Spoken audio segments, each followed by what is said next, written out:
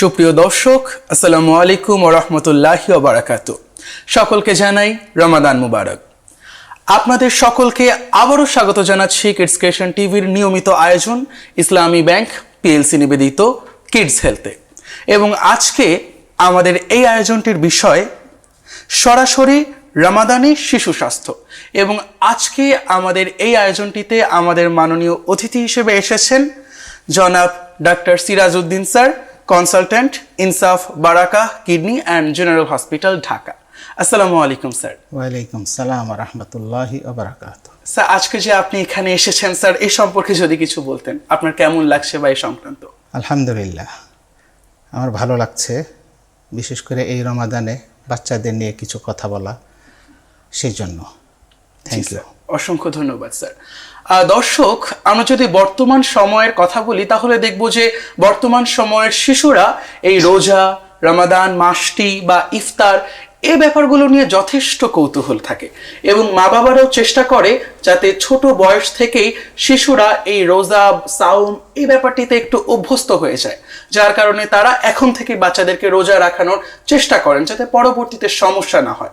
কিন্তু এই ছোট বয়স থেকে রোজা পালন করাটা শিশুদের জন্য কতটুকু ঝুঁকিপূর্ণ বা আদৌ ঝুঁকিপূর্ণ নয় নাকি, বা এ দ্বারা কোনো ক্ষতি রয়েছে নাকি না, এই সংক্রান্ত সকল তথ্য বা সকল বিষয়বস্তু আজকের এই ভিডিওতে আয়োজন করা হয়েছে এবং আজকের এই ভিডিওটিতে আলোচনা করা হবে।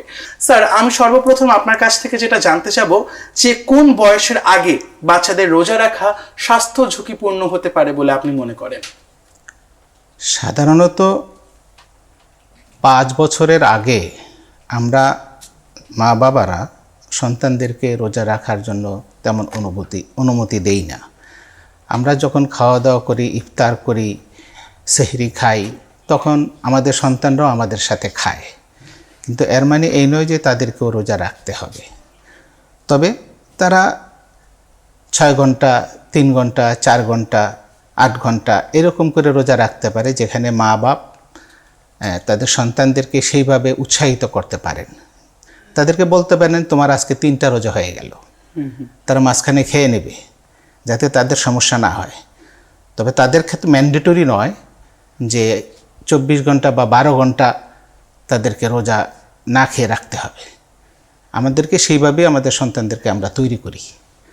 ওরা খুব উৎসাহী থাকে, মা বাবার সাথে সেহরি খাচ্ছে, ইফতারি খাচ্ছে, এটাই হচ্ছে মানে তাদের আগ্রহ, এবং আমাদের আস্তে আস্তে তাদেরকে গড়ে তোলা আমাদের মতো করে। যেমন মসজিদে আমরা যখন যাই তারাও আমাদের সাথে যায়, আমাদেরা কিভাবে নামাজ পড়ি তারা এটা শিখে, মারা কিভাবে হিজাব পরে সেটা সন্তানরা শিখে, ওর দেখে দেখেই শিখে। ঠিক রোজাটাও তেমনি। তবে তারা যতক্ষণ পারে নিজেদের মতো করে তারা রাখবে, কিন্তু তাদেরকে কোনো প্রেশার ক্রিয়েট করা হয় না। 5 বছরের পরে সাধারণত 6 থেকে 7 বছর থেকে তারা আমাদের মতো করে রাখার চেষ্টা করবে যতক্ষণ পারে, কিন্তু প্রেশার দিয়ে নয়, ম্যান্ডেটরি নয়। স্যার, আমরা যদি বাংলাদেশের কথা বলি তাহলে দেখবো যে ইফতার মানে পেঁয়াজি, বেগুনি, আলুর চপ এগুলো তো অবশ্যই রয়েছে। তবে চিকিৎসা বিজ্ঞান কি বলে, ইফতারে কি এই ভাজা পোড়া বা এই ধরনের জিনিসগুলো কি খাওয়া ঝুঁকিপূর্ণ নাকি না? অবশ্যই ঝুঁকিপূর্ণ, কারণ আজকালকার যে শাকসবজি, কৃষকেরা সবজি ক্ষেত থেকে সবজি তোলার পরেই তারা ফরমালিনের সাথে মিক্স করে যাতে এরা অনেকক্ষণ ধরে এরা ভালো থাকে, সবজিগুলো ভালো থাকে, কিন্তু আমাদের তো ক্ষতি হচ্ছে। এই জন্য বিশেষ করে রোজার সময় এই শাকসবজি যেই ফরমালিন যুক্ত করা হয় এটা আসলে প্রভিশন, এগুলো ঠিক নয়, এবং সরকারের এই বিষয়ে দেখভাল করা উচিত। এবং আমাদের সন্তানরা ভাজি পোড়াটা অ্যাভয়েড করতে পারলে আবার যতটুকু সম্ভব অ্যাভয়েড করবে। তবে নিজেদের ঘরের যেই রান্নাটা হয় সেটা সাধারণত ভালো তেল দিয়ে রান্না করা হয়, ফ্রেশ। কিন্তু বাইরের সাধারণত যেগুলো করা হয়, যেটার ব্যাপারে আমরা বেশি আগ্রহী হই, সেইখানে আমাদের সমস্যা। তারা একই তেল দিয়ে বিভিন্ন দিন বিভিন্ন সময় দীর্ঘ পুরাতন তেল দিয়েও ওরা রান্নাবান্না করে সাশ্রয়ী হওয়ার জন্য, সাশ্রয়ী করার জন্য, লাভের জন্য। এখন আবার দেখছি যে পাম অয়েল যেটা, এটা খুব নিম্নমানের তেল তারা ইউজ করে, যার কারণে সেই খাবারটা আমাদেরকে খাওয়ানো উচিত না, অ্যাভয়েড করা উচিত। আচ্ছা, সেক্ষেত্রে ইফতারে কোন ধরনের খাদ্য একদম আপনি মৌলিক বা সবচেয়ে ভালো বলে আপনি মনে করেন? ফল, ফ্রুটস, ঘরের তৈরি খাবার, তারপরে যাদের ইফতার সাধারণত পছন্দ মতোই হয়ে থাকে, বাচ্চারা যেটা পছন্দ করে, যেমন চিরা, দই, ফল ফ্রুটস, তারপর তাদের নিজেদের মতো করে যেন আলুর চপ, ডিম চপ যেগুলো বানায় সেগুলো তারা খেতে পারে। জি, স্যার। মায়েরা সবচেয়ে সন্তানের প্রতি মানে স্নেহভাজন হয়ে থাকে এবং তারা জানে কোনটা তার সন্তান কোনটা খাবে। সব সন্তান আবার একরকম খাবার খায় না। জি স্যার। স্যার আপনি আমরা যেটা দেখি যে রোজা রমজান সময় একটা দীর্ঘ সময় বিশেষ করে শিশুদের জন্য একটা ফাস্টিং এর ব্যাপার থাকে, মানে সূর্যোদয় থেকে সূর্যাস্ত পর্যন্ত। সেক্ষেত্রে শিশুদের যে পানির ঘাটতি কিংবা প্রোটিনের ঘাটতি বা ভিটামিনের ঘাটতিটা থাকে, এটা কিভাবে পূরণ করা যেতে পারে বলে আপনি মনে করেন? আসলে সব শিশুরা তো আর রোজা রাখবে না, যারা বড় তারাই রাখবে।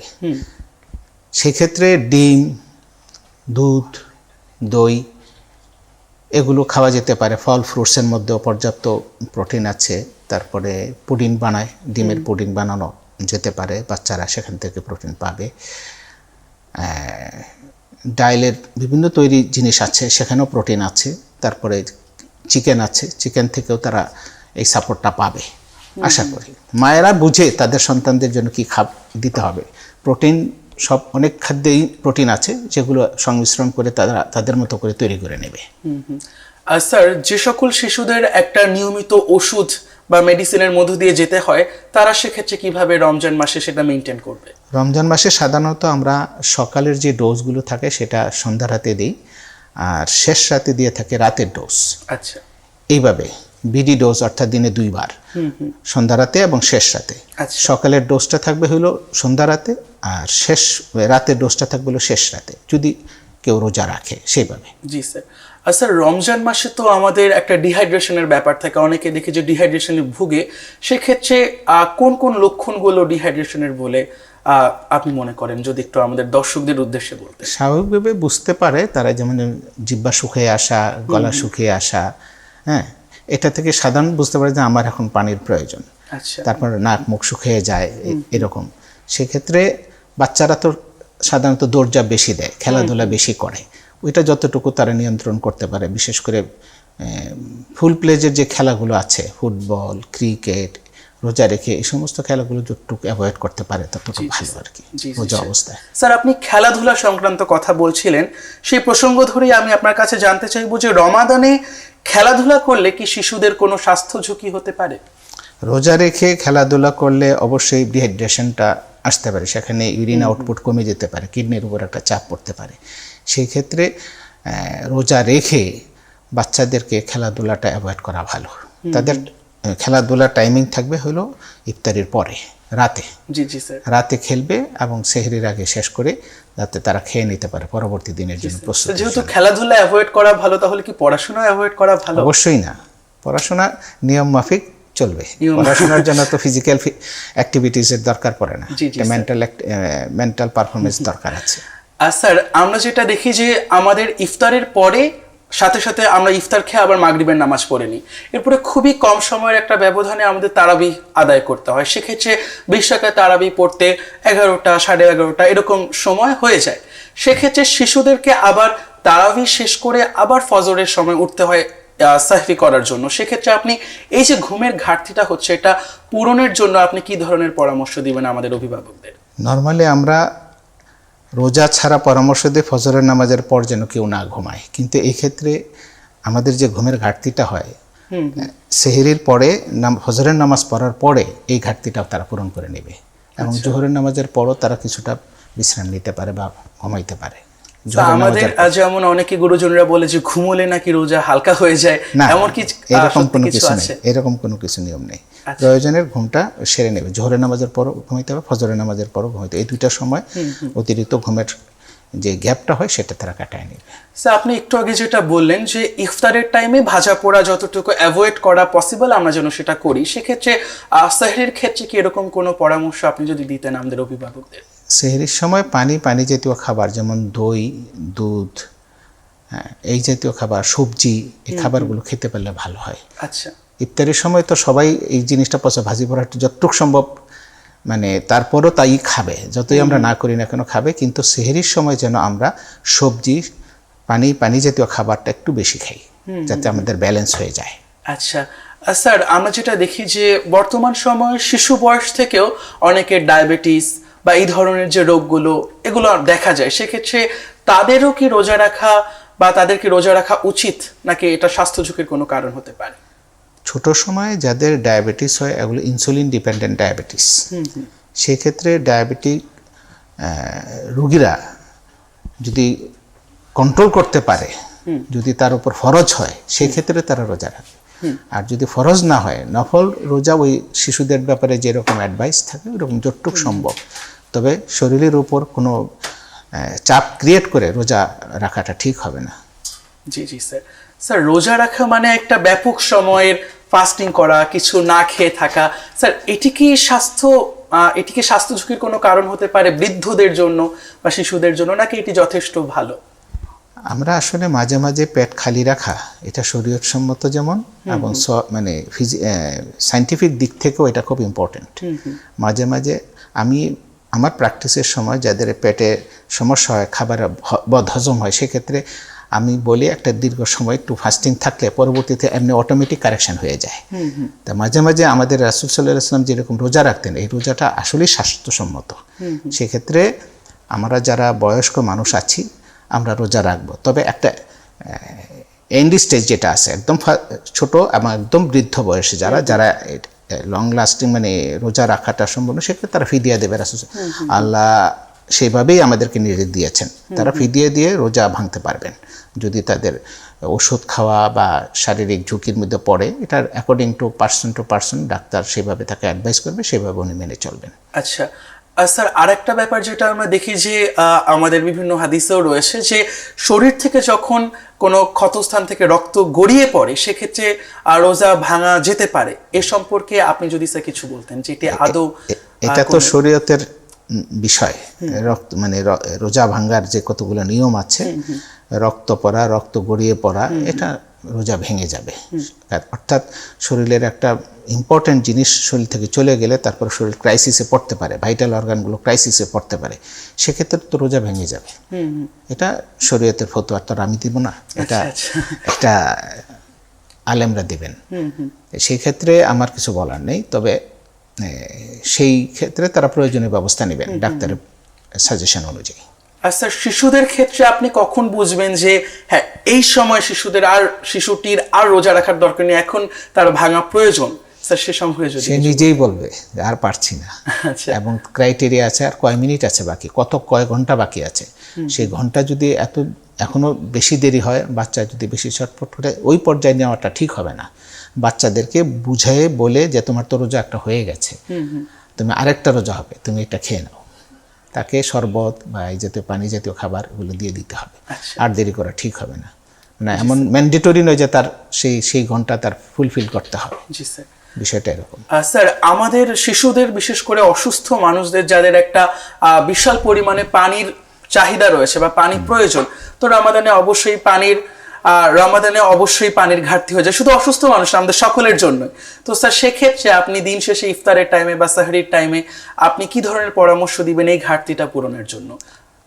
ইফতারি করবে, যতটুকু সম্ভব পানি পান করবে, তারপরে ইফতারের পরে গিয়ে আধা ঘন্টা থেকে 45 মিনিট পরে গিয়ে তারা মানে 2 থেকে 2.5 লিটার, যারা ইয়াং অ্যাডাল্ট তারা 2 থেকে 2.5 লিটার পর্যন্ত পানি তারা পান করবে। একবারই না, তারা আস্তে আস্তে 2 বেলা মানে সন্ধ্যা রাতে এবং শেষ সাথে মিলায় 2 থেকে 2.5 লিটার পানি যেন তারা খেয়ে নিতে পারে। তাহলে বুঝতে পারবে যে তার প্রয়োজনীয় পানিটা কম। আর যতক্ষণ পর্যন্ত প্রস্রাবের কালার, স্ট্র কালার, এই কালারে না আসবে, তখন বুঝতে হবে যে আমার পানির এইটা ডিমান্ডটা আমার পূর্ণ হয়নি। জি জি স্যার, কালার দেখে আমরা একটা অ্যাসেসমেন্ট করতে পারি যে আমার পানি আরও লাগবে কিনা। জি জি স্যার, অসংখ্য ধন্যবাদ স্যার। দর্শক, এই পর্যায়ে আমরা নিয়ে নেব একটি ছোট্ট বিরতি। আপনারা কোথাও যাবেন না, থাকুন আমাদের সাথে কিডস ক্রিয়েশন টিভির পর্দায়।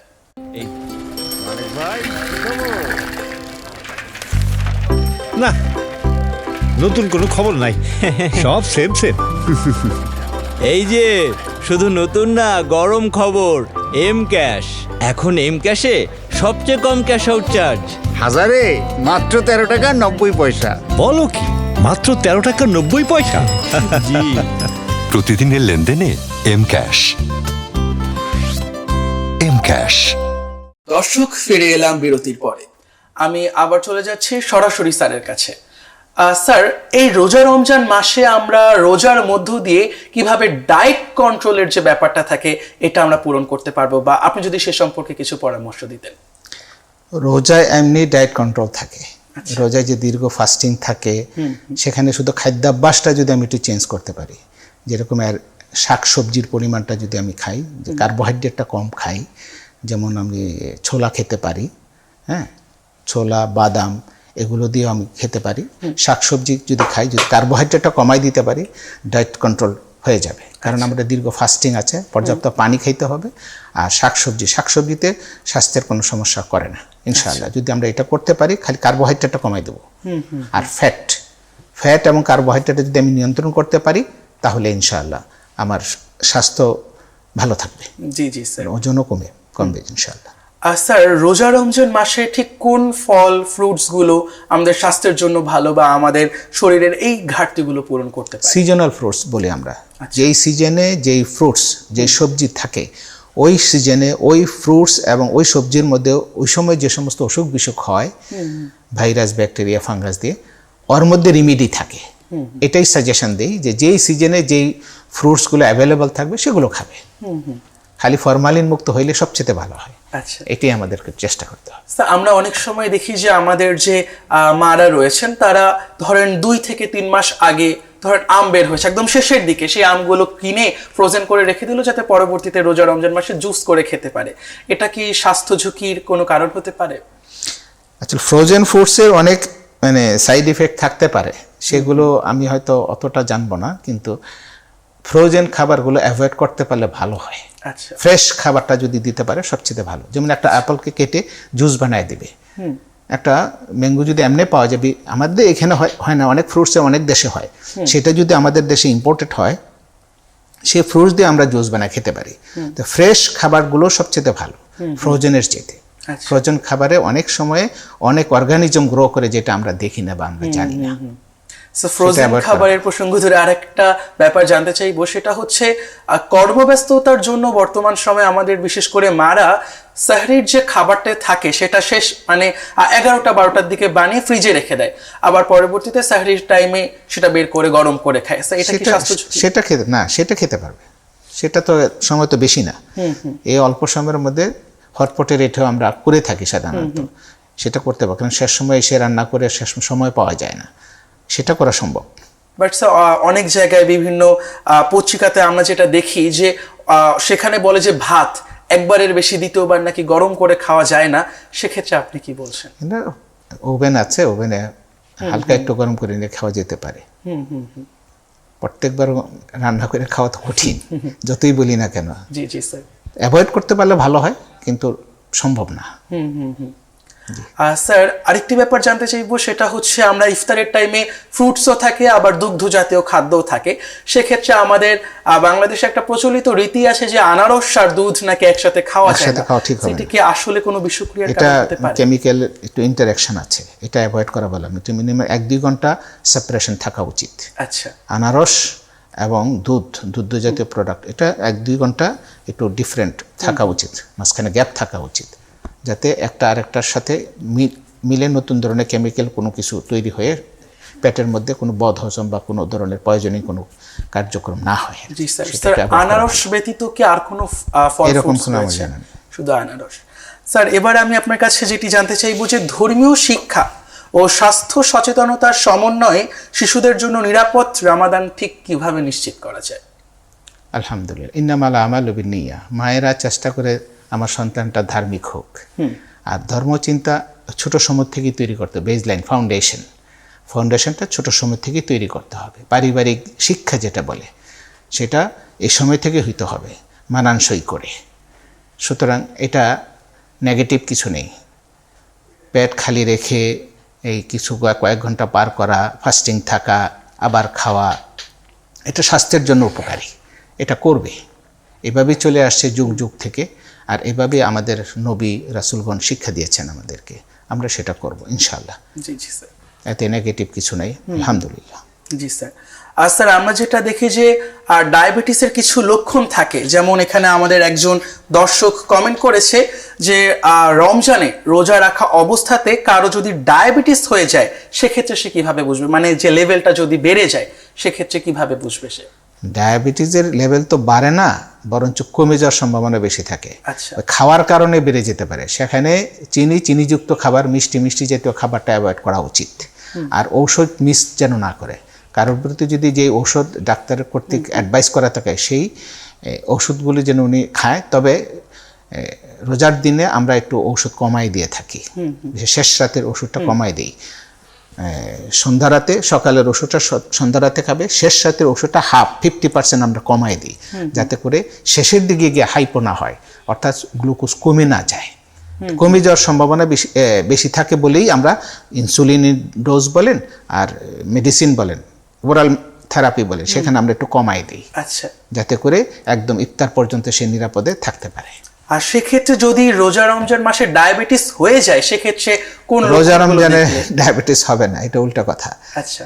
রমজানে ডায়াবেটিস হবে না, যদি হয় এটা আগে থেকেই ছিল, হয়তো তার ডায়াগনোসিস ছিল না, হয়তো রোজার কোনো কারণে সে টেস্ট করতে গিয়ে ধরা পড়ছে, সেখানে অ্যাকর্ডিং টু ট্রিটমেন্ট নিলেই সে ভালো থাকবে। স্যার সেক্ষেত্রে লক্ষণগুলো কি হতে পারে?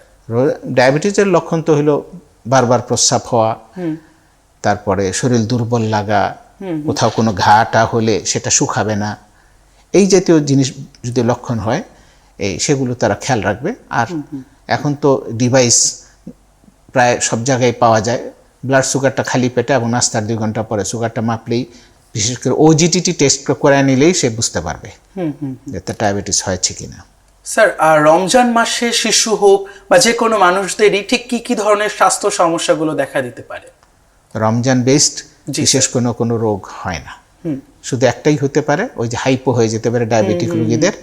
আর অতিরিক্ত কাজ কর্মক্লান্তির জন্য, বিশেষ করে যারা শারীরিক পরিশ্রম করে, সেখানে রোজা রেখে এটা করতে গেলে তার সুগার ফল করতে পারে, শরীর দুর্বল হয়ে পড়তে পারে।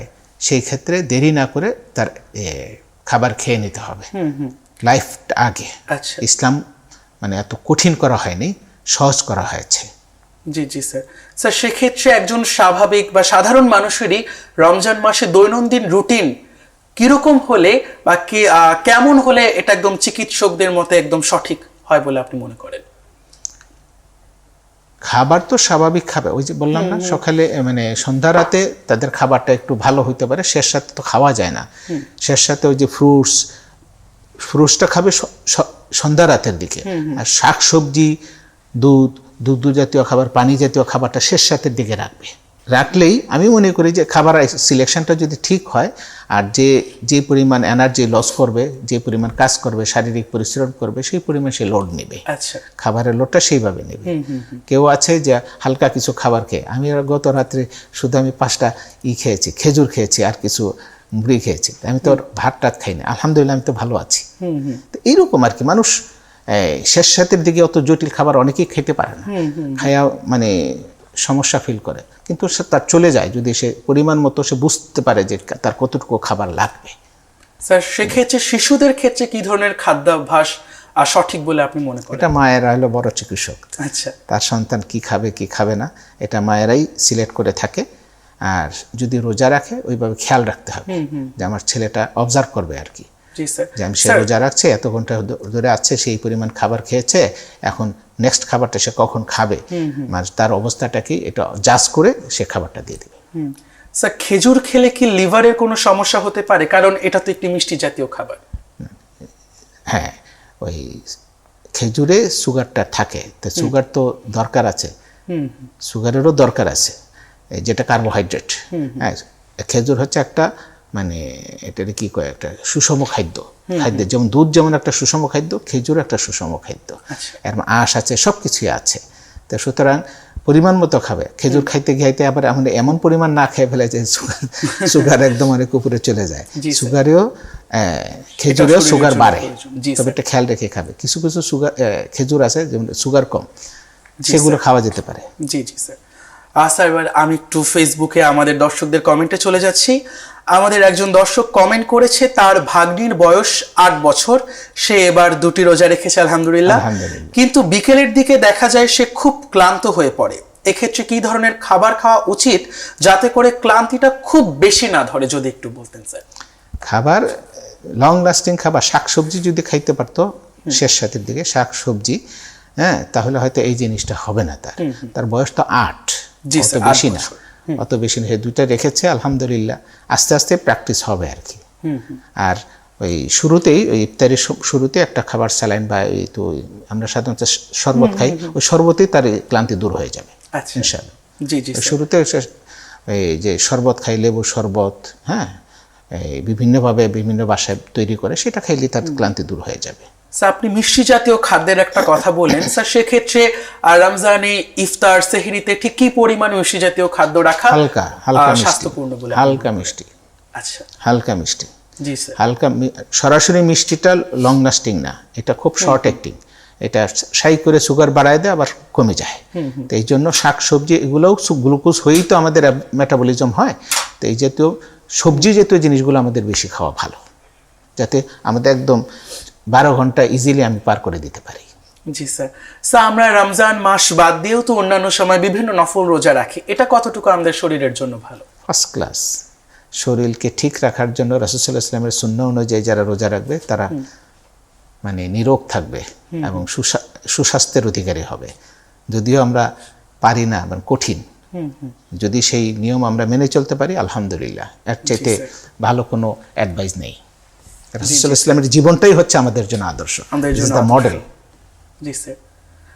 স্যার, যেহেতু আমাদের আজকের এই আয়োজনটি সহ কিডস হেলথের প্রতিটি আয়োজনই মূলত শিশুদের জন্য হয়ে থাকে, স্যার সেক্ষেত্রে আজকের বিষয় তথা রমাদানের শিশু স্বাস্থ্য, এই বিষয়ে আপনি অভিভাবকদের ঠিক কি সচেতনতা বা পরামর্শ দিতে চাচ্ছেন? এটি আমাদের সর্বশেষ প্রশ্ন আজকের। অভিভাবকরা সন্তানদের প্রতি একটু বিশেষ দৃষ্টি রাখবেন, বিশেষ করে যে সমস্ত শিশুরা রোজা রাখতে চায়, একটু বিশেষ নজরে রাখতে হবে। খাওয়া দাওয়ার ক্ষেত্রেও তারা একটু আলাদা করে রান্না করে যদি খাওয়ানো যায়, যে খাবারটা তাদের জন্য সুইটেবল, এটা একটু ভালো হবে। আর একটু ধমকি একটু কম করবে, একটু আদর দিয়েই তাদেরকে এই ভালো কাজের দিকে উৎসাহিত করতে হবে। প্রত্যেকটা কাজের, ভালো কাজের এপ্রিসিয়েশন হলে তারা আরও বেশি ভালো কাজ করার জন্য উৎসাহিত হবে। সেক্ষেত্রে একটু খাবারের মাধ্যমে অনেক সময় একটা এপ্রিসিয়েশনটা হতে পারে, তুমি রোজা রেখেছো, তোমার জন্য আমি আঙ্গুর কিনে নিয়ে এসেছি, তুমি রোজা রেখেছো, তোমার জন্য আপেল কিনে নিয়ে এসেছি। এই যে জিনিসটা, এর থেকে তারা আর একটু আগ্রহান্বিত হয় অন্যান্য দিনের চাইতে, মানে রোজার বাইরের মাসগুলো চাইতে। এই মাসে বিশেষ যত্ন আমরা সন্তানদের প্রতি নিয়ে থাকি, সেটা যদি আমরা নেই, সন্তানরা উৎসাহিত হবে, মনে রাখবে এবং এটা তারা এনজয় করবে। রোজা রাখাটাকে ধর্মীয় অনুষ্ঠান যদি পালন করার ক্ষেত্রে এটা তারা এনজয় করবে। তো বেশি বেশি আমাদের কোরআন শোনা দরকার, কোরআন বুঝে পড়া দরকার। আল্লাহ আমাদেরকে তৌফিক দিন। জি স্যার, অসংখ্য ধন্যবাদ স্যার এখানে আসার জন্য, আমাদের এত সময় দেওয়ার জন্য, আমাদের দর্শকদের সময় দেওয়ার জন্য। দর্শক, এই ছিল আমাদের আজকের আয়োজন। আমি মুরাদুস সালিহিন বিদায় নিচ্ছি আজকের এই পর্বটি থেকে। আবারও দেখা হবে অন্য কোনো পর্বে, অন্য কোনো বিষয়ে। আসসালামু আলাইকুম ওয়া রাহমাতুল্লাহি ওয়া বারাকাতুহু।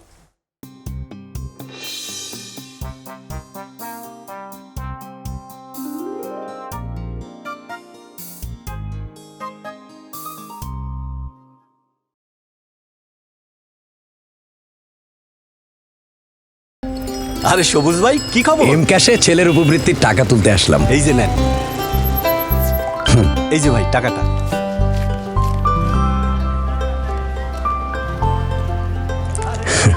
ভাই, জ্যামিতি বক্সটা দেন। আচ্ছা, এই নেন। কি খুশি?